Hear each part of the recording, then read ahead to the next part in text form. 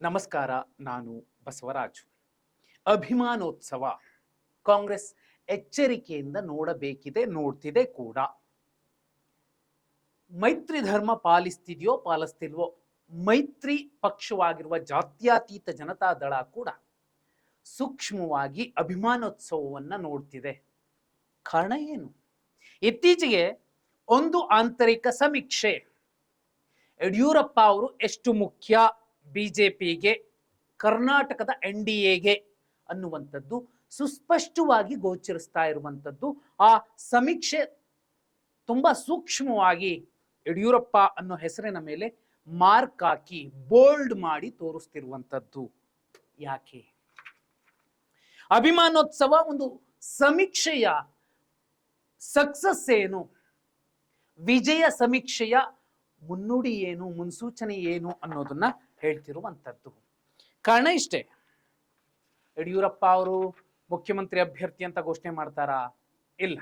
ಆದ್ರೆ ಯಡಿಯೂರಪ್ಪ ಸಕ್ರಿಯವಾಗಿ ರಾಜ್ಯ ಬಿಜೆಪಿ ಘಟಕವನ್ನ ಮುನ್ನಡೆಸ್ತಾರೆ. ವಿಜೇಂದ್ರ ಅವರು ಮುಂದಿರ್ತಾರೆ. ಅವರ ಬೆನ್ನ ಹಿಂದೆ ನಿಂತು ಇಡೀ ಪಕ್ಷವನ್ನ ಸುಸೂತ್ರವಾಗಿ ಅಧಿಕಾರದ ಗದ್ದುಗೆಗೆ ತಂದು ಕೂರಿಸಬಹುದು ಅನ್ನುವಂತಹ ನಿರೀಕ್ಷೆಗೆ ಬಿಜೆಪಿ ಬಂದು ಕೂತಿದೆ.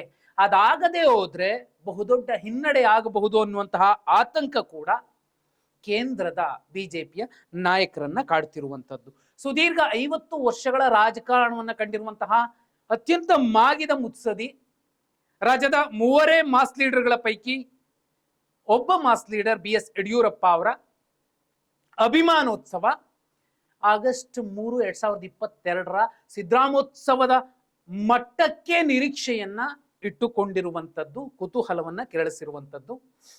ಬಹುಪಾಲು ಈಗಾಗಲೇ ಮಾಜಿ ಹಾಲಿ ಶಾಸಕರುಗಳ ದೊಡ್ಡ ದಂಡು ಒಂದೊಂದು ಕ್ಷೇತ್ರದಿಂದಲೂ ಕೂಡ 10,000 20,000 ಜನರನ್ನ ಒಟ್ಟುಗೂಡಿಸುವ ಒಂದು ಹೊಣೆಗಾರಿಕೆಯನ್ನು ಹೊತ್ಕೊಂಡು ಚಿತ್ರದುರ್ಗದಲ್ಲಿ ಇದೇ 9ನೇ ತಾರೀಕು ಸರಿಸುಮಾರು 10 ಲಕ್ಷಕ್ಕೂ ಹೆಚ್ಚು ಜನರನ್ನ ಒಟ್ಟುಗೂಡಿಸುವ, ಸಂಘಟಿಸುವ ಒಂದು ದೊಡ್ಡ ಶಕ್ತಿ ಪ್ರದರ್ಶನವನ್ನ ಮಾಡುವಂತಹ ಎಲ್ಲ ಯೋಜನೆಗಳನ್ನ ರೂಪಿಸಿಕೊಂಡು ಸಜ್ಜಾಗಿ ಕೂತಿದೆ.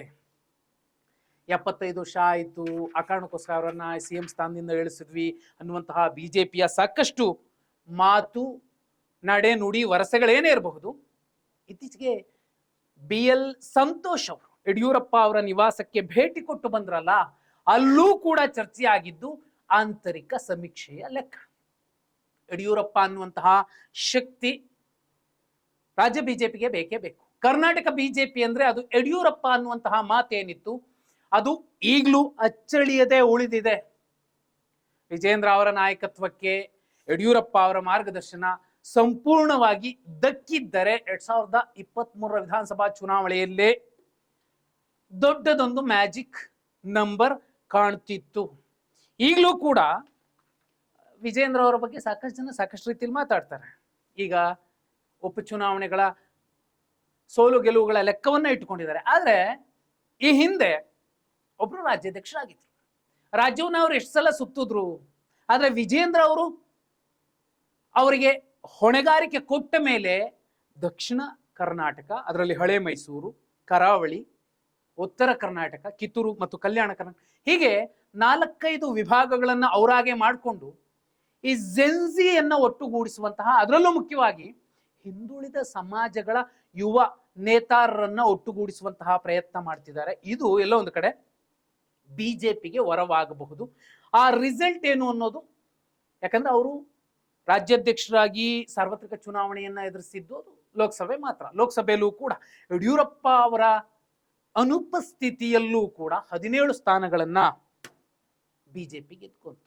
ಮೈತ್ರಿ ಇದ್ದ ಕಾರಣಕ್ಕೋಸ್ಕರ ಮತ್ತೊಬ್ಬರಿಗೂ ಒಂದಷ್ಟು ಅವಕಾಶ ಸಿಕ್ತು. ಒಂದು ವೇಳೆ ಮೈತ್ರಿ ಇಲ್ಲದೆ ಹೋಗಿದ್ದಿದ್ರು ಕೂಡ ದೊಡ್ಡ ನಂಬರ್ ಬಿಜೆಪಿಗೆ ಸಿಗಬಹುದಿತ್ತು ಅನ್ನುವಂಥದ್ದು ವಿಜೇಂದ್ರ ಅವರ ಬಣದ ಕಾರ್ಯಕರ್ತ ಮತ್ತು ನಾಯಕರ ಲೆಕ್ಕಾಚಾರ. ಅದು ಒಂದು ಕಡೆ. ಇಲ್ಲಿ ಮೈತ್ರಿ ಪಕ್ಷದ ಉಪಟಳಗಳನ್ನ ಸಹಿಸಿಕೊಂಡು ರಾಜ್ಯಾಧ್ಯಕ್ಷರಾಗಿ ವಿಜೇಂದ್ರ ಅವರು ಹಳೆ ಮೈಸೂರಲ್ಲಿ ಮೈಸೂರು ಚಲೋ ಮಾಡಿದಾಗ ಎಷ್ಟೆಲ್ಲ ಆರಂಭದಲ್ಲಿ ವಿರೋಧಗಳು, ಇಲ್ಲ ಜೊತೆಲಿ ನಿಖಿಲ್ ಇರಲೇಬೇಕು ಅನ್ನುವಂತಹ ಷರತ್ತುಗಳು, ಇವೆಲ್ಲವನ್ನ ಸಹಿಸಿಕೊಂಡು ನಾಜೂಕಾಗಿ ಮುಂದೆ ಬಂದ್ರು. ಈಗಲೂ ಕೂಡ ಹಿರಿಕಿರಿಯರ ಸಿಟ್ಟು ಸೆಡವುಗಳನ್ನ ಸಹಿಸಿಕೊಂಡೇ ಪಕ್ಷವನ್ನ ಮುನ್ನಡೆಸ್ತಿರುವಂಥದ್ದು. ಅಂದ್ರೆ ಪೂರ್ಣ ಸ್ವಾತಂತ್ರ್ಯ ಕಮ್ಮಿನೇ ಅಂತ ಹೇಳಿದ್ರು ತಪ್ಪೇನಾಗೋದಿಲ್ಲ.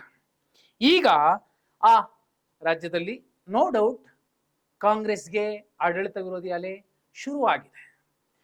ದಾವಣಗೆರೆ ದಕ್ಷಿಣದಲ್ಲಿ ಯಾಕಿಷ್ಟೆಲ್ಲ 5708 ಮತಗಳಿಂದ ಗೆಲ್ಲುವಂತಹ, ಅದು ದೊಡ್ಡ ರಾಜಕೀಯ ಲೆಗೆಸಿ ಇರುವಂತಹ ಕುಟುಂಬದ ಕೂಡಿ ಒಬ್ಬ ಸಾಮಾನ್ಯ ಹಮಾಲಿ ಮಗನ ಇದರಲ್ಲಿ 5708 ಮತಗಳಿಂದ ಗೆಲ್ಲೋದಿದೆಯಲ್ಲ, ಅದು ಗೆಲುವೇ ಅಲ್ಲ, ನೈತಿಕ ಸೋಲು. ಚುನಾವಣಾ ಆಯೋಗದ ಪ್ರಕಾರ ಅದು ಗೆಲುವು. ಅಲ್ಲೂ ಕೂಡ ವಿಜೇಂದ್ರ ಟೀಮ್ ಕೆಲಸ ಮಾಡಿತ್ತು. ಅಲ್ಲಿ ಕೂಡ ಬಣರಾಜಕೀಯಗಳ ದೊಡ್ಡ ಚರ್ಚೆಗಳಿದ್ದಾಗ, ಕಂದಕಗಳಿದ್ದಾಗ ಅಚ್ಚುಕಟ್ಟಾಗಿ ಅದನ್ನು ಒಟ್ಟುಗೂಡಿಸಿದ್ರು. ಒಂದು ಹಂತಕ್ಕೆ ಇನ್ನೇನು ಬಿಜೆಪಿ ಅಭ್ಯರ್ಥಿ ಶ್ರೀನಿವಾಸ್ ದಾಸ್ ಕರಿಯಪ್ಪ ಅನ್ನುವಂತಹ ಬಡವ ಗೆಲ್ಲಬಹುದು ಅನ್ನೋ ನಿರೀಕ್ಷೆಯಲ್ಲಿದ್ದಾಗಲೇ ಸ್ವಪಕ್ಷೀಯರು ಅಲ್ಲಿ ಕೈ ಕೊಟ್ಟರು ವಿಜೇಂದ್ರ ಅವರಿಗೆ. ಇದು ಕೂಡ ಚರ್ಚಿತ ವಿಚಾರ ದಾವಣಗೆರೆ ದಕ್ಷಿಣದಲ್ಲಿ. ಈಗ ಆಡಳಿತ ವಿರೋಧಿ ಅಲೆ ಇರುವಂತಹ ಸಂದರ್ಭದಲ್ಲಿ ನೆರೆಹೊರೆಯ ರಾಜ್ಯಗಳಲ್ಲಿ ಹೊಸತನವನ್ನ ಬಯಸ್ತಿರುವಂತಹ ಮತದಾರರ ತುಡಿತ, ಅದು ಯುವ ಮತದಾರರು, ಜಿನ್ಜಿ ಮತದಾರರು ಒಬ್ಬ ಹೊಸ ನಾಯಕನ ಆಯ್ಕೆಗೆ ಮುಂದಾಗಿರೋ ಸಂದರ್ಭದಲ್ಲಿ ಆಯ್ತು, ದೇವೇಗೌಡರು mass leader JDS, Siddaramaiah mass leader Congress, Yediyurappa mass leader BJP, ಹೊಸಬರು ಈಗ ಯಾರಾಗಬಹುದು ಮಾಸ್ ಲೀಡರ್ ಅಂಥದ್ದೊಂದು ಸಾಲಿನಲ್ಲಿ ಈಗ ವಿಜೇಂದ್ರ ಅವರನ್ನು ಕೂಡ ಅವರ ಅಭಿಮಾನಿಗಳು ಮತ್ತು ಬಿಜೆಪಿ ಕಣ್ತುಂಬಿಕೊಳ್ಳುವಂತಹ ಒಂದು ಸದಾವಕಾಶ ಸಂದರ್ಭಕ್ಕೆ ಕಾಯ್ತಿದೆ. ಅಭಿಮಾನೋತ್ಸವ ಅಂಥದ್ದೊಂದು ವೇದಿಕೆಯನ್ನ ಸಜ್ಜುಗೊಳಿಸಬಹುದು.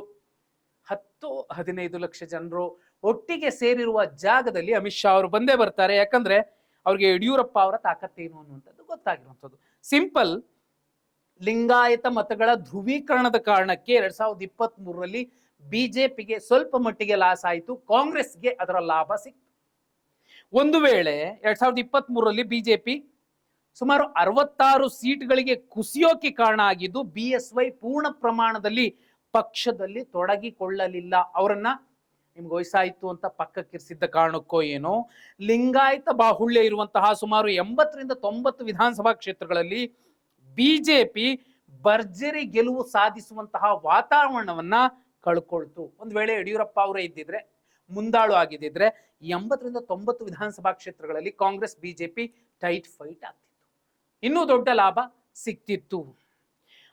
ಈಗ ನೋಡಿ, ಇಷ್ಟು ವರ್ಷಗಳ ಸುದೀರ್ಘ ರಾಜಕಾರಣದಲ್ಲಿ, ಅಭಿಮಾನೋತ್ಸವದ 50 ವರ್ಷಗಳ ಏನು ರಾಜಕಾರಣದ ಅನುಭವದ ಶಕ್ತಿಯನ್ನ ಈಗ ಪಕ್ಷಕ್ಕೆ ಧಾರೆ ಎರೆಯಬೇಕಿದೆ. 2 ಅಂಕಿಯ ಪಕ್ಷವನ್ನ ಅಧಿಕಾರದ ಗದ್ದುಗೆಗೆ ತಂದು ಕೂರಿಸಿದ್ದು ಯಡಿಯೂರಪ್ಪ ಮಾತ್ರ.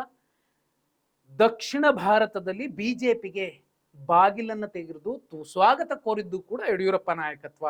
ಇಂತಹ ಯಡಿಯೂರಪ್ಪ ಇವತ್ತು ಅಖಾಡಕ್ಕಿಳಿದ್ರೆ, ಒಂದ್ ಕಡೆ ಅಹಿಂದ ನಾಯಕ ಸಿದ್ದರಾಮಯ್ಯ ಅವರನ್ನ CM ಸ್ಥಾನದಿಂದ ಇಳಿಸಬೇಕು ಅನ್ನುವಂತಹ ಕಾಂಗ್ರೆಸ್ ಒಳಗಿನ ಪಟ್ಟಭದ್ರರ ಷಡ್ಯಂತ್ರಗಳನ್ನ ನೋಡ್ತಿರುವಂತಹ ಹಿಂದುಳಿದ ಸಮಾಜಗಳು ನೋ ಡೌಟ್ ಪರ್ಯಾಯವಾಗಿ ಎಂತಹ ನಾಯಕನನ್ನ ಹುಡುಕಬಹುದು ಅಂದ್ರೆ ಯಡಿಯೂರಪ್ಪ ಅಂತಹ ನಾಯಕನ ಪರವಾಗಿ ಕೊನೆಗಳಿಗೆ ನಿಲ್ಲಬಹುದು. ಅದ್ಯಾವುದೋ ಇನ್ನೊಂದು ಪಕ್ಷಕ್ಕೆ ಹಾಕೋದ್ರ ಬದಲು ಬಿಡ್ರಿ, ವಿಜೇಂದ್ರ CM ಆಗ್ಲಿ ಅಂತಲೋ ಯಡಿಯೂರಪ್ಪ ಅವರ ಪಕ್ಷಕ್ಕೆ ಒಳ್ಳೇದಾಗ್ಲಿ ಅಂತಲೋ ಯೋಚಿಸಬಹುದು. ದಾವಣಗೆರೆ ದಕ್ಷಿಣದಲ್ಲೂ ಇದೇ ಆಗಿದೆ. ಹಿಂದುಳಿದ ವರ್ಗಗಳ ಮತಗಳ ವಿಭಜನೆಯನ್ನ ನೋಡಿದ್ರೆ, ಕ್ರೋಢೀಕರಣವನ್ನ ನೋಡಿದ್ರೆ. ಯಾಕೆ ಇಷ್ಟೆಲ್ಲ ಮಾತಾಡ್ತಿರೋದು? ಅಭಿಮಾನೋತ್ಸವಕ್ಕೆ ಅಮಿತ್ ಶಾ ಅವರು ಕೂಡ ಬರ್ತಾರೆ ಅನ್ನೋದಕ್ಕೆ ಸಾಕ್ಷಿ ಏನಂದ್ರೆ, BL ಸಂತೋಷ್ ಅವರು ಯಡಿಯೂರಪ್ಪ ಅವರ ನಿವಾಸಕ್ಕೆ ಭೇಟಿ ಕೊಟ್ಟಿದ್ದಷ್ಟೇ ಅಲ್ಲ, ಒಂದು ಆಂತರಿಕ ಸರ್ವೆ. ಮೈತ್ರಿನೇ ಬೇಕಿಲ್ಲ 2028ಕ್ಕೆ ಬಿಜೆಪಿಗೆ.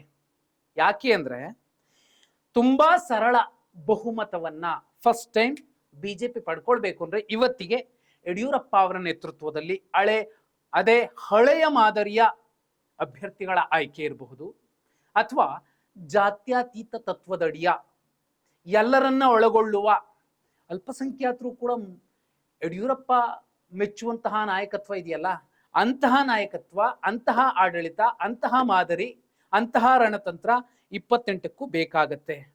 ಹಾಗೇನಾದ್ರೂ ಆದ್ರೆ, ಯಾಕಂದ್ರೆ ಬಿಜೆಪಿ ಆಂತರಿಕ ಸಮೀಕ್ಷೆ ಹೇಳ್ತಿರೋದೇ ಹೀಗೆ, ಸುಮಾರು 50 ಕ್ಷೇತ್ರಗಳನ್ನ ಕಾಂಗ್ರೆಸ್ ಕಳ್ಕೊಳ್ಳುತ್ತೆ. ಆ 50 ಕ್ಷೇತ್ರಗಳು ಇದೆ ಬಿಜೆಪಿ ಪಾಲಾಗತ್ತೆ. ಇನ್ನುಳಿದಂತಹ ಪಕ್ಷ ಈಗಿರೋ ಸ್ಥಾನಗಳಿಗಿಂತ ಕಡಿಮೆ ಸ್ಥಾನಗಳನ್ನು ಪಡೆಯುವ ಸಾಧ್ಯತೆ ಇದೆ ಅನ್ನುವಂಥದ್ದು ಈಗ ಆಂತರಿಕ ಸಮೀಕ್ಷೆಯಿಂದ ಹೊರಬಿದ್ದಿರುವಂತಹ ಸೂಕ್ಷ್ಮ ಸಂಗತಿಗಳು. ಅಲ್ಲಿಗೆ 66+50 ಏನಾಗಬಹುದು? ಈ ಲೆಕ್ಕಾಚಾರವನ್ನ ಬಿಜೆಪಿ ಹೈಕಮಾಂಡ್ ತುಂಬಾ ಗಂಭೀರವಾಗಿ ಪರಿಗಣಿಸದ ಮೇಲೇನೆ ಯಡಿಯೂರಪ್ಪ ಅವರ ನಾಯಕತ್ವಕ್ಕೆ ಎಷ್ಟು ಜನ ಬಂದು ಸೇರಬಹುದು ಅನ್ನೋದನ್ನ ಅಮಿತ್ ಶಾ ಕಣ್ತುಂಬಿಕೊಂಡ ಮೇಲೆ ರಾಜ್ಯ ರಾಜಕಾರಣದಲ್ಲಿ ಹೊಸದೊಂದು ರಾಜಕೀಯ ಧ್ರುವೀಕರಣ. ಮತ್ತೊಂದು ಪಕ್ಷ ಮೈತ್ರಿಲಿ ಇರುತ್ತೋ ಬಿಡುತ್ತೋ, ಅವತ್ತು ಆ ವೇದಿಕೆ ಮೇಲೆ ಕೆಲ ನಾಯಕರು ಬರ್ತಾರೋ ಬಿಡ್ತಾರೋ, ಆದ್ರೆ ಅಭಿಮಾನೋತ್ಸವ ಒಂದು ಸ್ಪಷ್ಟ ಸಂದೇಶ ನೀಡುತ್ತೆ, ಮುನ್ನುಡಿ ಬರೆಯುತ್ತೆ. ಕಾಂಗ್ರೆಸ್ ಮಾಡಿಕೊಳ್ಳುವ ಎಡವಟ್ಟುಗಳು, ಅಹಿಂದ ನಾಯಕತ್ವವನ್ನ ಧಿಕ್ಕರಿಸುವಂತಹ ಕಾಂಗ್ರೆಸ್ ಹೈಕಮಾಂಡ್ನ ಲೆಕ್ಕಾಚಾರಗಳು 2028ಕ್ಕೆ ಯಡಿಯೂರಪ್ಪ ನೇತೃತ್ವದ ಪಕ್ಷಕ್ಕೆ, ವೇದಿಕೆಗೆ ಬಹುದೊಡ್ಡ ಲಾಭವನ್ನ ತಂದುಕೊಡಬಲ್ಲದು. ಸರಳ ಬಹುಮತ ಸಿಕ್ಕರೂ ಅಚ್ಚರಿ ಇಲ್ಲ ಅನ್ನೋದನ್ನ ಈ ಆಂತರಿಕ ಸಮೀಕ್ಷೆ, ಬಿಜೆಪಿಯ ಆಂತರಿಕ ಸಮೀಕ್ಷೆ, ಅಭಿಮಾನೋತ್ಸವಕ್ಕೆ ಮುಂಚೆ ಆಗಿರುವಂತಹ ಆಂತರಿಕ ಸಮೀಕ್ಷೆಯ ಸಂಗತಿಗಳು ಸ್ಪಷ್ಟವಾಗಿ ಹೇಳ್ತಿವೆ. ಹಾಗಿದ್ರೆ ಹೊಸತನ ಬಯಸುವಂತಹ ಜೆನ್ಸಿಗೆ, ಹೊಸ ಬದಲಾವಣೆ, ಹೊಸ ಆಡಳಿತದ ರುಚಿ ಬಯಸ್ತಿರುವಂತಹ ಜೆನ್ಸಿಗೆ ಈ ಹಿಂದಿನ ಎಲ್ಲ ನಾಯಕರನ್ನ ಹಿಂದಕ್ಕೆ ಹಾಕಿ ಹೊಸದೊಂದು ಮಾರ್ಗದಲ್ಲಿ ರಾಜ್ಯವನ್ನ ಮುನ್ನಡೆಸುವಂತಹ ನಾಯಕತ್ವಕ್ಕೆ ವಿಜೇಂದ್ರ ಅವರ ಜೊತೆಯಲ್ಲಿ ಅಥವಾ ಯಡಿಯೂರಪ್ಪ ನೇತೃತ್ವದ ಈ ಅಭಿಮಾನೋತ್ಸವದಿಂದ ಹೊರಹೊಮ್ಮುವಂತಹ ನಾಯಕನ ಜೊತೆಯಲ್ಲಿ ಜೆನ್ಸಿ ನಿಲ್ಲಬಹುದಾ? ಕಾಂಗ್ರೆಸ್ ಅಹಿಂದ ನಾಯಕತ್ವವನ್ನು ಧಿಕ್ಕರಿಸಿದ ಕಾರಣಕ್ಕೆ, ಧಿಕ್ಕರಿಸುತ್ತಿರುವ ಕಾರಣಕ್ಕೆ ಹೊಸ ಬದಲಾವಣೆ, ಯಾಕಂದ್ರೆ ನೀವು 2008ರಿಂದ ಇಲ್ಲಿಯ ತನಕ ನೋಡಿದ್ರೆ ಒಬ್ಬರೇ ಮುಖ್ಯಮಂತ್ರಿ ಇನ್ನೊಂದು ಅವಧಿಗೆ ಮುಖ್ಯಮಂತ್ರಿ ಆಗೋಕ್ಕಾಗ್ಲಿಲ್ಲ. ಬದಲಾವಣೆ ಆಗೇ ಆಗುತ್ತೆ, ಆಗ್ಲೇಬೇಕು. ಆ ಕಾರಣಕ್ಕೋಸ್ಕರನೇ 28ಕ್ಕೆ ಹೊಸ ವಿಜಯ ಜೆನ್ಸಿ ಬೆಂಬಲಿಸುತ್ತಾ? ಕಮೆಂಟ್ ಮಾಡಿ.